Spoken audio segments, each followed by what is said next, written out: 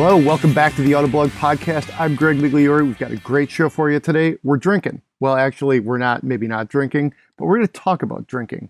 Fall beers, it's mid-October. Here in the Midwest, it's a great time to talk about these, fall beers and how they relate to cars. We're also going to talk about cars. We have three great cars and a Buick. But the Buick is the Encore GX, which is pretty cool. So we are going to talk about that. You might be slightly more interested in the Polestar 1. Is that right, John? That's correct. That's right. I know I just asked him this. I keep forgetting which Polestar he has. John also had a convertible Corvette, the C8. They're all kind of convertibles, but this is the actual Spider convertible, whatever you want to call it. And I, of course, spent some time in the 718 Cayman Tea, which was a lot of fun. We're going to talk about the cars first, and then we'll get into the drinks. It's after 4 o'clock here Eastern time it's a Tuesday. We're recording this. Temperature is over 70 degrees. It is a perfect day to sit outside on a patio, frankly. So there's all that stuff. Just have a little bit of fun today. Talk some cars and then some of the, the more relaxing brews of fall. So let's jump right in. I guess we'll cater to the search engines maybe and talk about that Corvette convertible, because everybody likes to Google Corvettes. I haven't driven the C8 yet. A lot of you guys have, which is awesome. I don't really know if there's anything special you would say to really kind of take apart the convertible portion of it. But why don't you maybe take it from there, John? Let me know if there's anything really cool about that. Well, I mean, it looks cool when the top's going down. But it was my first time in the C8 as well. And I was really, really impressed with this car. Just so much fun to drive. And yes, it sounds really good when you have the top down. That exhaust is amazing. The weather was, went from sunny to rain to sunny to rainy. So had some really great convertible weather. And then if it was not perfect weather, but I still wanted to, get a little more of an earful of that exhaust note, there's a little window in the back that drops just, it's like maybe 4 or 5 inches tall, but that goes down. And so you can filter in some of the sound that way. But yeah, this was like bright yellow. I think it was called Accelerate Yellow. I brought Wally to school to kindergarten in it, and one of his teachers, Mr. Alexander, was really digging it. He's a cool guy, drives a motorcycle. And the car was the talk of Wally's kindergarten class. Like everyone just wanted to see this bright yellow Corvette convertible. And it was actually Wally's first time being able to sit in the front seat of a car. Well, that's a story he could tell his grandkids. The first time I sat in the front seat, it was the mid-engine Corvette. Yeah, so that was really neat for him. Just a really fun car. Good week to be able to put the top down. Took a lot of getting used to figuring out which way I was supposed to press the button to raise or lower the top. And then on the key fob, there's a button to put the top down remotely, and that's even more finicky. So it's best just to get in the car and put it down yourself. But and the other bummer, the bummer about the convertible is you can't see the engine. It's completely covered, which a mid-engine car, I like to have that under glass as sort of a centerpiece, as the focal point of the car.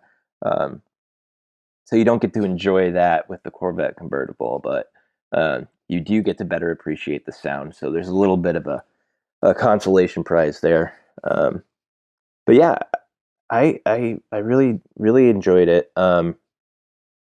It's fast, it's raucous, it's loud, and it's just all around great. They really did a wonderful job with this generation of Corvette. I've liked all the generations I've driven. C6, C7, C8, C4. They're all good in their own way, but this is, really unique, changing the dynamics of it quite a bit by placing the engine behind you. What do you think of the engine itself? We know there's going to be more versions of, the Corvette. There always is. They usually only get more and more powerful from, like launch, if you will. But what do you think is just sort of like the base air quote V8? It's ample. It's more than ample. Yeah. If you floor it, you're pretty much always going to have the stability control kicking in if you've got that on. There's just tons of twist right away. It just rips those tires. So I mean, yeah. I suppose if you did some upgrades to the suspension and other handling and dynamics to make it better handle that extra power, that'll be pretty cool. That'll be interesting to see how well they pull that off. But as is, great. Sounds good. The interesting thing I think about the Corvette is I feel like with this generation especially, but even just like the C7, I feel like they've really tried to appeal to like a newer generation of enthusiasts. It's not like the proverbial car that people maybe who are older get, or that sort of stereotype, if you will. It definitely feels like it could skew younger. And by younger, I mean people who are like in their 30s and 40s, maybe even 20s, who get the money and want to drive this car because it's hot, as opposed to somebody who maybe looks at it is more of just like, the car they drive, whatever. So, and I think that's an interesting thing, the way that some people, it gets a little bit of a change. Like I've noticed it in like everything from social media posts to the coverage. It's a little bit of a pivot, but go ahead. Younger people might have less of a notion of what a Corvette is supposed to be in their minds, and might be more open to this mid-engine format. But what I found was people of all ages, everywhere I went, people were coming and talking to me about the car, and nobody had anything bad to say about it. People just want to take pictures of it and ask questions about it, and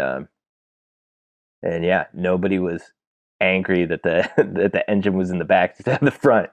But yes, it is definitely it looks more exotic than I think any Corvette ever has. Some people actually ask me, is that a Lamborghini? But yeah, it's sort of a fresh take on a classic nameplate. But I think yes, it might gain some appeal for younger drivers, but I think it's still there for the rest of us. And the fact that you can get a really hot Corvette for well under 6 digits is sort of the everyman's supercar, if you will. It really feels like a supercar, and it feels like larger than its price tag suggests. Very cool. Very cool. Yeah, I'd agree that I think, the Corvette is really better than ever at this point. I think, yeah. So cool. That's a Corvette. While we're talking mid-engine cars, we'll do this maybe a little bit out of order. Let's talk about the 718 Cayman Tea that I have had for the last week or so. It is called Guards Red, which is a beautiful shade of red. It's sort of that ubiquitous shade of like red that you see on Porsches. Gorgeous car. The T essentially means that you get a lot of the like goodies from the GTS line, like the Sport Chrono. The car's like 0.78 inches lower, if you will, if I'm doing my math right. Some of the like inside goodies, if you will, like, it's slightly different than more of the basic Caymans, and even the Cayman S. Nylon door straps, of course. and it's just a heck of a fun car. To me, it's like I was talking this over on Slack with Zach Palmer, our road test editor, and he threw the line at me. He's like, everything you need and nothing that you don't. And I was like, literally playing with the same line in my head. And I also, there's I think a song by like the Zach Brown Band that says that over and over. I think it's called Homegrown, which is a song that will stick with you if you hear it on the radio, probably. But I mean, to me, that's this car. It's everything you need. Looks great. Chassis dynamics dialed in, mid-engine. It's a Boxer 4, so it's not a copious amount of power. You just look at like 300 horsepower, 280 pound-feet of torque. Depending on the like whether you get a manual or the PDK, it's 0 to 60 in like 4.5 to 4.9. So it's simple, pure. To me, it's like it takes a lot of the characteristics of like the BRZ and the Miata, just this pure driver's car, sports car. You get a Porsche, obviously, in that sort of sense. It's mid-engine. Every time I drive a Cayman or a Boxster, I always end up liking it more than 911s. Then when I drive a 911, I say, no, you got to get the 911. You can't do the Cayman. But it's undeniable just how good the Cayman and the Boxster, their layouts are, and they make these cars and how they feel. So I had a blast with this thing. I tend to procrastinate with my reviews. I drove an NSX in the spring, and it just went up a few weeks ago on site. Don't follow that example, everybody. But I've already got 700 words on the Cayman Tea, so I don't know if what I'm saying there. I'm just saying I'm excited about the car. It was a lot of fun. It was one of those great fall days. I took it out on Sunday, actually, where like literally it was like Instagram weather, like the sun's coming through the clouds. Just you start to almost feel like, you can see what lays beyond the world, if you will, to get really kind of mystical. And I mean, it's a great sports car. When I look at like the competitors, things out there, it's still hard to say, I would get that over the 718. I know the Alpha 4C was something, I don't think they actually still sell those, but for a few years that was bumping up against this. But I keep going back to just how good this car is. There's some trade-offs. Mine tested, I think it came in at like 72,000, somewhere in there, which isn't terrible. But again, those nylon straps are a little cheap, if you will. I know they're meant to like evoke this like sporting thing, and they reduce, whatever, a couple pounds of weight or something, which I'm sure allowed me to like get my takeout even faster. But only Porsche can get away with putting straps on the door, getting rid of the handles and all that, and somehow charging thousands of dollars more for it. Yeah, for sure. I mean, the interior is pretty basic. The materials are okay. They're fine. They're not great. For a comparable price, sports cars from Mercedes and BMW will probably give you some nicer like touch points and stuff. The nav was an extra $2,000. But like I'm writing down here in my sort of back of the napkin, manuscript, if you will, is you pay for the dynamics. You pay for the fact that you get to drive a Porsche. You pay for, the feeling you get when you drive the car. So, I mean, I felt very rewarded having driven it. I don't know if I would get the T, simply because I don't know. I feel like the base Cayman is pretty capable for what you want it to be. I mean, all the things I want, you get in that. I don't think I need all the extra, the slightly more dialed in chassis and some of the GTS goodies. But when you do frame it from that perspective, it's actually not a bad deal. Like the GTS is like 86 something. And then you're stepping up to a much more powerful engine. I think like 380 horsepower. That's like the 2.5 liter.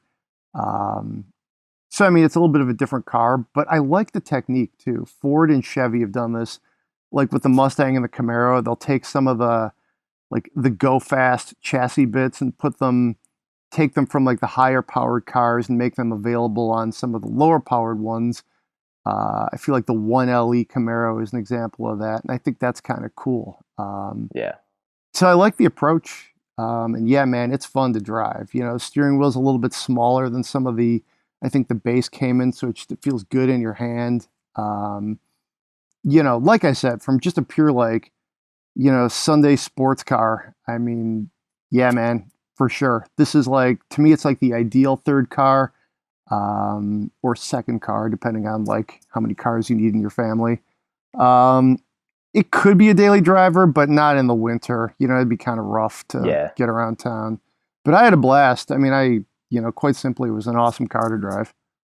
Yeah. I don't begrudge Porsche sort of skimping on some of the creature comforts in the Cayman and Boxster. I do when it comes to, maybe not so much the 911, but the SUVs. Yeah, you got to have content in those. But the Cayman, if I were going to buy a Porsche, I would get a Cayman. I would just get the most basic Cayman I could buy, and that would be my. When I was driving it, I'd be driving it to driving it, not to listen to the my favorite soundtrack on some high end speaker system, or to get a seat massage or anything. If I'm driving a Cayman, I'm just driving it. That's what I'm doing. So I don't mind the lack of content there. It does feel a little out of place once you start stepping into the 911 and you kind of see like, oh, I have to pay extra $1,000 just to have keyless entry or whatever. Um, but yeah, it makes sense in the Cayman, and I think it's a great entry into the brand, because it is a fantastic car to drive. I've never had a bad time in a Cayman or a Boxster. I drove one on, I drove the last generation back in like, probably 14. I drove that on an island. I forget the name of it. It was some crazy island, Mallorca, I want to say. Drove it on the track. It was, really the most extended period of time I had had in a Cayman in the Boxster at that point. It was a fairly long drive, actually. And since then, I mean, to me, this car has always really resonated. It is the layout, but it's also the looks too. I feel like the 911 is a large car. When you look at the proportions and the silhouette, give me the 718 all day. So, yeah. So that's our mid-engine twins, if you will. Let's talk about the Polestar. What'd you do with that there, John? Well, it's a very brief loan. I got it late in the day yesterday, and it goes away at some point tomorrow. But I took Wally to school in it. It's a beautiful car. It showed up in my Yeah. driveway, and me and Wally are out there just looking it over, and even Kat came out, and she's very, very picky. She just thought it was really, really nice looking. Um, and it's really fun to drive. It's very fast. It handles really well. The it's a plug-in hybrid, so it's got a 2-liter 4-cylinder powering the front wheels, and then 2 electric motors powering the rear wheels.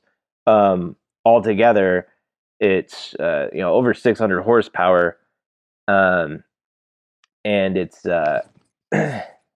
it's really fast. It does 0 to 60 in 4 seconds, but it feels very composed, and that the gas engine's not very loud at all, so it doesn't feel like you're doing 0 to 60 in 4. It doesn't feel like you're doing 60 miles an hour when you're doing 60 miles an hour. But yeah, I managed to shoehorn a car seat in the back and take him to school, and then kicked the car seat out and went for a longer drive. Test out the different modes. In electric mode, it is actually all electric. It doesn't, kick in the gas motor if you step too hard on the accelerator. And it can go, pretty fast. Like, it can do more than the speed limit on the highway. I'm not exactly sure what the cap is for all electric driving in it, but you know, I was on the highway going pretty fast, and it was still all electric. Um, and it's got some cool things, like you open up the trunk, and behind what's probably plexiglass, you see some of the electric cables and whatnot, and it's kind of neat and quirky. Still has a lot of Volvo touches to it. The Volvo infotainment, the uh, the ignition dial that you twist to turn it on, the little cylinder that you roll to choose the drive mode. So in a lot of ways, it still feels very Volvo. Um, and uh, you know, I personally like the Polestar 2 better. Um, the Polestar 2 is, runs $55,000. The Polestar 1 is $155,000. I'd rather have an all electric car with a usable back seat, and then still have $100,000 in the bank to do what I want. I understand they're different cars and different formats. The Polestar 1 is more of a grand touring vehicle, and it has that range to keep driving once you've used up the 52 miles of electric range, which is pretty good.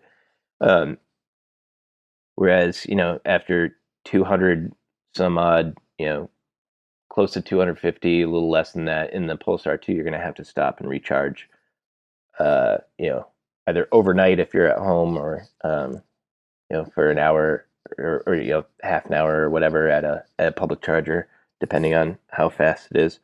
Um, and honestly, I the The Polestar 2 does 0 to 60 in 4.5 seconds. It's half a second slower than the Polestar 1. It feels faster than the Polestar 1. It feels more unique than the Polestar 1. It has that Android infotainment system that's really slick. It works really well. Has other little touches that just feel different than any other car. The materials and the seating material, the base one that isn't leather, is this really neat fabric, um, and so it does more to sort of differentiate itself from Volvo or really any other car you've driven. So I personally like that one better. And if you still need a grand touring car that you can drive several hundred miles a day in, get a Lexus LC with the $100,000 you saved, and call it a day, and you'll have a bigger trunk, and that car also feels super special too. Um, that's I'm not dissing the Polestar 1. It's really really nice, but now that the Polestar 2 is out, and because the Polestar 1 has a $155,000 price tag, there are just better options out there. Wow. How would you rank this against, say, our friends at Tesla? Like, do you think, do you think like the car measures up? Do you think just the cool factor is there? I mean, just because it's inevitable that's what people are going to sort of benchmark it against. Sure. I think it's probably, I don't know, it's hard to say, because there's not a direct comparison for the Polestar 1 in the Tesla lineup. Yeah. But if you compare them as brands, like Polestar versus Tesla, I really, I personally would go to Polestar first. They're new and they're unique. Some of Tesla is starting to feel pretty aged at this point. Even the Model Y that just came out already, looks super familiar. It's taken a Tesla design that's been around for a really long time now, and it's been unchanged for a long time now. And the Polestar, Polestar 1, the handling is just really good. But some of that is, uh, I don't know. There's a lot of factors to it, like the fact that it's a plug-in hybrid. But I don't know. I feel like comparing the two is a little bit like comparing apples and oranges. If you compare the Polestar 2 to say the Model 3, I'm going Polestar every day. Just way better user interface for the infotainment. The build quality is really good, um, and it's part of an established brand, a larger family. They don't really Polestar doesn't really have its dealerships set up yet, but they'll be servicing them at Volvo dealers and whatnot. So, um, and I think it's just the Polestar 2 is just so cool, and so is the one. They Cool. just both look so cool.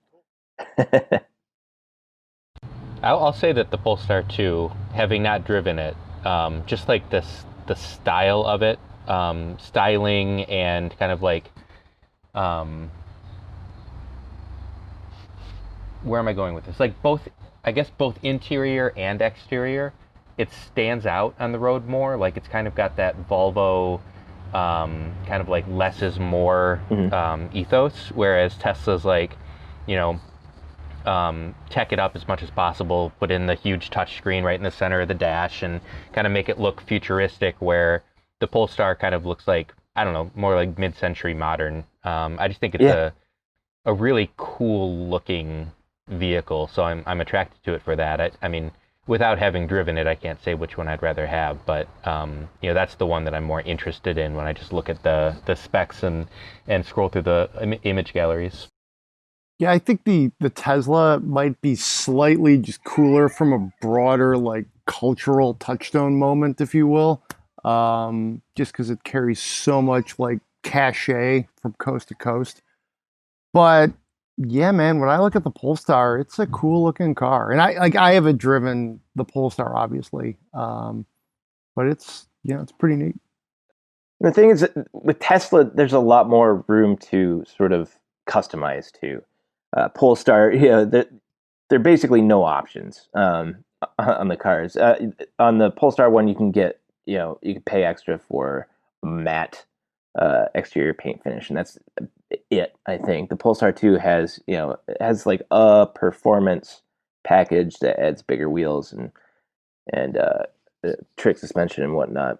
But yeah, if you want to, there are just a lot more options in the Tesla lineup. You can get a bunch of different, sort of power figures or range figures in a single model, such as the Model 3.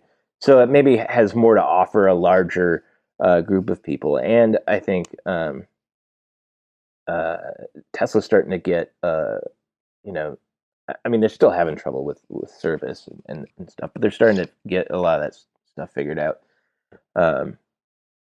And they're trying really neat things with the technology with Tesla that, other car brands just aren't willing to do.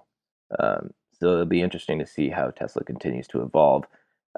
If you're the kind of person who's, a techie who's like a first adopter for a lot of things, the Tesla is probably going to be more your style. If you're more of a car geek and design nerd, you might be more attracted to the Polestar. So let's do kind of a hard transition to the Buick Encore GX. Jeremy, I know you spent some time in this. Hugely important car for Buick. It's critical part of the marketplace where generally you see a decent amount of sales volume. It's a handsome looking car or crossover, I'll say that in my opinion. But what did you think of it? And I'm curious, why don't you just tell the world, what is an Encore GX? Well, I mean, first of all, I want to just address the kind of the joke you made at the outset of the podcast, and simply because it's true and it goes along with what I'm going to say about the Encore GX. this is not the cool, interesting car that all of our podcast listeners are like, have just been waiting for us to talk about and review. Like Polestar 1, Polestar 2, yeah, Cayman 718s, Corvettes, all that kind of stuff. People are like, oh yeah, I've been waiting to hear what Autoblog had to say about that. No one's been waiting to hear about the Encore GX. And that's because it's boring. It's, and not in a negative way. The thing about vehicles like the Encore GX is that they, I'd be surprised if it didn't become Buick's most popular model. The GX, I think the regular Encore, I think already is. The GX just makes more sense on paper and in the real world for not that much additional cash outlay. So to answer what Greg asked at the outset, what is it? It is a small road-oriented entry-level luxury crossover. Entry-level luxury in the same way that Buick has represented, maybe like your first aspirational car purchase. If you have been shopping for Chevys, you started out in, a small Chevrolet sedan or crossover. Maybe you bumped up to the slightly nicer one the next go around. Your third new car, maybe that's going to be the Buick. You're not the person who wants something sporty. You're not the person who wants something kind of that stands out and is a little ostentatious, like say a Cadillac. You're not quite there yet. And so Buick offers that, slightly more aspirational, more luxurious option. So does it actually succeed is the next question. Like, is it an aspirational vehicle? I would argue probably not. There's a lot of good stuff about it. I would say that it's the vehicle you might aspire to if you don't really, like if you think of driving as a chore. The best things about the Encore GX are that it's very quiet, it's very unobtrusive, and it's the least stressful vehicle that you're going to drive in its segment. The steering is light, the seats are comfortable, the ride is easy, the ride is comfortable.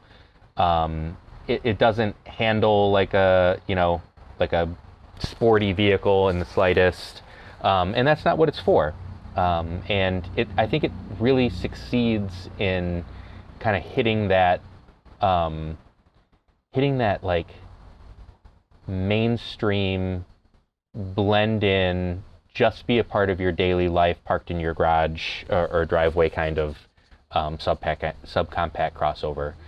And it sounds like I'm kind of dogging on it and being negative on it, but I don't really mean that. Like, if you are the kind of person who thinks of is driving as a necessary part of life, but you don't really enjoy it, you don't get why people want to accelerate fast, and you don't get why they love throwing a car into turns on twisty roads, then this is your car. Like, this will check all of your boxes and treat you very, very well. And you'll feel relaxed when you get to your destination and get out. Now, I will say, if you are shopping for an Encore, there's a couple things that you need to know about it. One of them is that there's two optional engines. They're both actually 3 cylinders, which is kind of funky.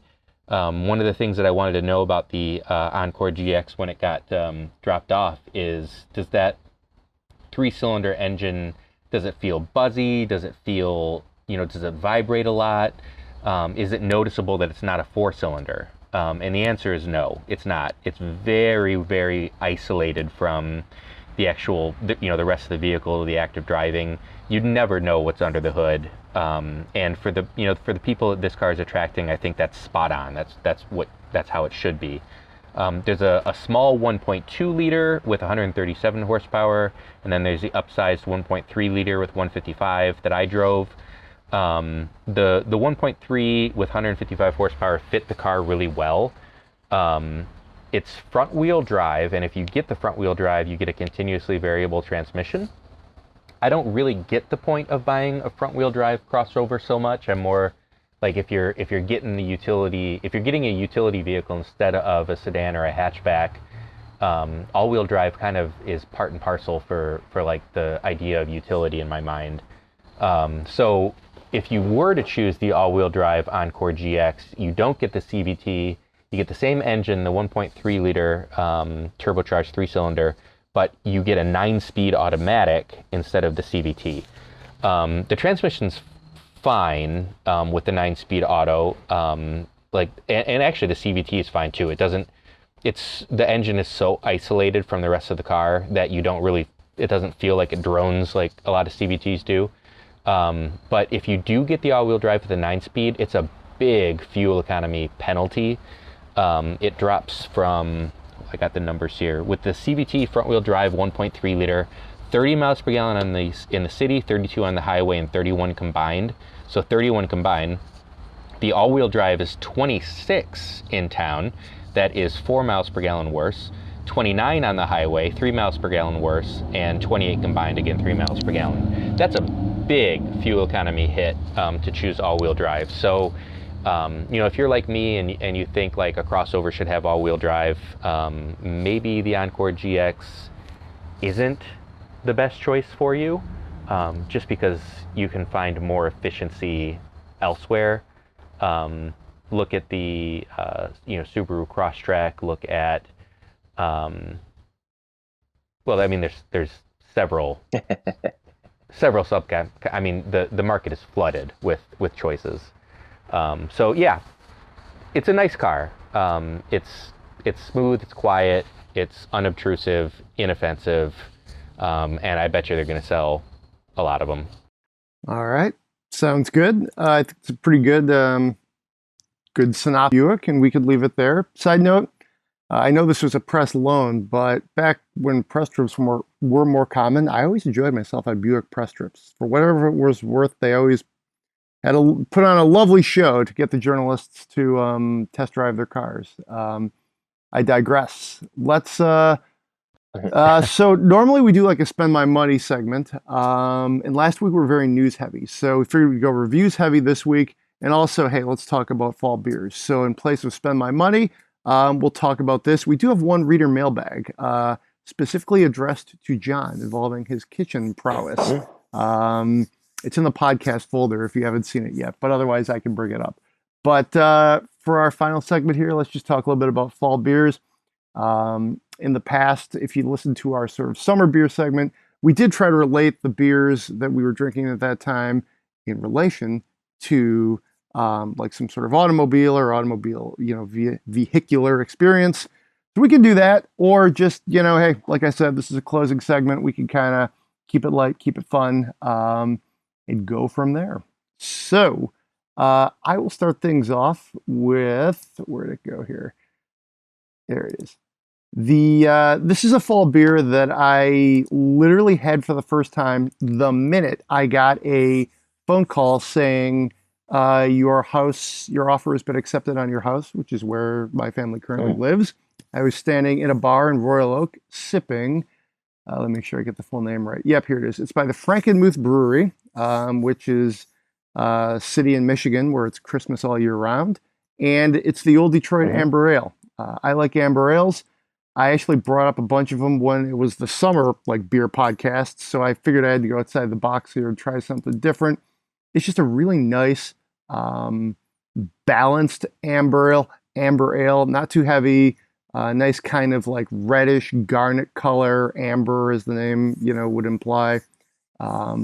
It's good. I'm reading the description here on the Frankenmuth Brewery. I didn't know this. It was in apparently the movie Gross Point Blank. I had no idea. But it made a cameo in there. And yeah, the IBU 23, ABV 5.6%. And the brewery says it's good with spicy and smoky foods. I would agree with that. I think I was probably having a burger, but when I had it. But it's always one of my go-to beers for fall. I don't have any with me right now. It's not the easiest thing to get. It's more like the kind of beer you find on tap somewhere or if your grocery store is, you know, especially, you know, good at having a wide variety of beers. And I'm going to go ahead and compare this car to the 718. I sort of chose them somewhat spontaneously, but I feel like they fit together because the Frankenmuth like amber is a balanced amber. Some of the other ambers you could get, like Bell's Amber Ale, and some of the other ones that tend to skew a little bit like darker and heavier. To me, that's more like 911, Corvette, GTR. You want a nice balanced beer that still is exciting and, you know, authentic and has a presence, a Porsche presence. Gives you that amber ale presence, but it's not the heaviest beer you'll ever drink. So that will be my correlation. Amber ale, Frankenmuth, Porsche 718 Cayman. You know, a lot of people that I know that are big beer people sort of tend to rag on Frankenmuth Brewery, but they have a couple beers there that I just think are fantastic. Their Little Bavaria Pilsner is one of my favorite Pilsners, and they always do a good Oktoberfest beer too.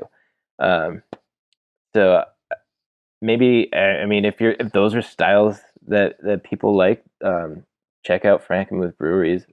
Those styles. Some of their other beers maybe not so great, but those ones I've had and loved Their very much. Oktoberfest, I think, is really solid. Pilsner, I think, is actually an underrated style of beer in general. Just it's kind of gets lost in all the other styles out there. Um, Yeah. I'll say this too. I know some people love certain breweries, and I admit I'm among them. I have sweatshirts from different breweries, distilleries, wineries, even. I will say this. I've almost never gone to a brewery and loved every beer they've tried. You know, it's usually like Right. one or two carry the day and you get into it and then you like calibrate your brain. Um, I think most breweries have a clunker or two in there. But since you're talking, you're up, John. Okay, well, let's see. The other day I had from Bell's Brewery. Um, it's part of a series inspired by Walt Whitman's Leaves of Okay. Grass. Um, or I think the series is you know, literary inspired, but this one is it's called Seven Spontaneous Me. It's sort of a sourish beer, you know, with wild yeast. Um, and it was very good. It had like it actually did have like maybe a little bit of a grassy or sort of herbal note to it. Uh, no like real sweetness, but the tartness wasn't overpowering. Very crisp and easy to drink, and you know, sort of earthy. I really enjoyed it quite a bit, um, and I was not expecting it. So that's one that I had. Um, One the other thing that I'm about to start digging into, I've got Founders KBS. Uh, Back in the day, it used to be, you know, hard to find and whatever. So we would buy the tickets to go to pick it up at the brewery. So there's always like a road trip involved. And we would, you know, sometimes meet friends from Chicago there at the brewery in Grand Rapids and make a weekend of it. But I have uh, some KBS. It's a Kentucky bourbon stout. Um, but I have some from 2015, 2016, 2017, 2018, and 2019. Um, so some of them are starting to get old, but usually these bourbon barrel aged stouts hold up pretty well. But I'm gonna bust them out and you know, compare the years at some I point. like it. This might sound weird. I actually like to drink, especially like those barrel aged stouts. I actually like to drink those on the rare occasion, like maybe for breakfast, like at a tailgate. I feel like just that it's almost like the heavy beer in the morning, oddly, sometimes is, I don't know, it's just my personal preference. Maybe if there's a campfire involved, I don't know. Random thought. Yeah. Hmm. Oh, I said Kentucky bourbon stout. It stands for Kentucky Breakfast stout. Yeah, yeah, yeah. Sorry. Wow. Yeah. You know what? Yes. That's a great point. I put it together subconsciously there with the whole like breakfast thing. Yeah. Any car connection, or are those just what's on your mind right now? And it's okay if it's this, the latter. Not for the Leaves of Grass one, but for this one, yeah, like there would always be a road trip to go get it. Nice. We would Sounds always, good. pack up the car and drive across the state and often take the long Nice. route through, some of the rural central Michigan towns, and it was always fun getting over there and standing in line and getting your one case that you're allowed to buy and taking it Yeah, home. that's right. They do cap those. Jeremy, I know you have a couple. Take us through them. Yeah, I'll start with Platform Beer Company. Okay. Now this is a brewery out of Cleveland, Ohio, and this is an interesting one. I think around fall time, a lot of people start thinking about pumpkin. And I don't hate on pumpkin beers. I don't want a whole pint of it. But every once in a while, if it's not too overpowering with pumpkin, that's fine. This, however, when I saw it, it seemed extremely interesting to me because I've never had anything quite like it. So it's Platform Beer Co. Candied Pecan Yummy is what they call it. It is an ale with sweet potato, and on the front of the can it says nutty, caramelized, fall spiced. So I cracked one open and tried it. It is delicious. It is like fall in a can, like a fall camping trip, like right on the precipice of, is it going to snow in the morning? Is it not? I don't know, but it's going to wake up. We're going to wake up and it's going to be sunny. We're going to see pretty leaves and all that. Like it just speaks fall. And it's real interesting. There's 6 different grains, including flaked barley, only one hop, which is Galena hop, American ale yeast, but it's got added pecan, brown sugar, spice blend, and sweet potato. Interesting. Very different. Yeah, very interesting. ABV 7.9%, so it is pretty high. 25 IBUs. If you see them around somewhere, give it a shot. It's interesting and enjoyable. It's kind of got a little bit of a malty sweetness to it that I enjoyed. That sounds good. I'm not real familiar with that brewery, but I would like to be. That sounds pretty. Yeah. That's an interesting one. They're Cleveland. I live here in Columbus, and you find Platform pretty much everywhere out here. I don't know how far outside of Ohio they spread, but if you get a chance, it's a really great brewery. I haven't had anything. I'm sure that, like you said earlier, there's a clunker in there somewhere, but I haven't found it. Platform's usually pretty good. Car connection. I'm not really sure. Like, I think when I tried this, the first time I had one, I was camping, and it wasn't super chilly, but I don't know, like that's how it strikes me. And if I had to say, like, something camperish, something something yammy. I don't know, like, should we say Subaru Outback? Sure. Like, I I'd think buy it's that. kind of Okay. All right. Subaru Outback beer. Yeah, I'm gonna go with it. The second beer that I've got here is from Wiedemann's brewery. This is the first of theirs that I've ever had. And there's a little store around me that just has like 8 refrigerators, like big glass opening refrigerators full of different single can beers. So it's great if you just like trying things like I do. So I saw this one and it caught my eye, and I decided to give it a try. It's Wiedemann's Wake Me Up Hazelnut Coffee Milk Stout. I like coffee stouts in general. I don't think I'd ever had one that had like hazelnut as well. So I picked it up and tried it, and it was delicious. Just enough hazelnut that you caught it, like you could pick it out, a little amaretto-ish. But like definitely coffee and definitely milk stout. Really good. So I don't know anything about this brewery, but they got a little thing on the can that said that their story dates back to 1870 when George Wiedemann began brewing his German-style craft beers in Newport, Kentucky. Apparently that was a popular brewery in Kentucky for years. It says many decades, but then it shut down in 2006. Reopened in, I think it says 2018 in St. Bernard, Ohio, which I believe is, I think that's Southern Ohio. It says, yeah, Cincinnati. It says, it must be near Cincinnati because it's got that on the can. So yeah, it was a delicious beer, definitely very fallish. We mentioned earlier, you like to wake up to a breakfast stout. This is like, it's beer and breakfast. It's coffee stout.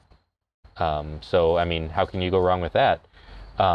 Wake me up hazelnut coffee milk stout. So if you're going to think of it in automotive terms, it's got to be something that like, is exciting and wakes you up. It's stout, so I think like heavy. So I'm thinking maybe really big high performance pickup truck. Okay. Sounds Like pretty good. Ram TRX, Raptor, Ford Tremor, something like that. Like heavyweight, but still exciting. Sounds good. Good choices.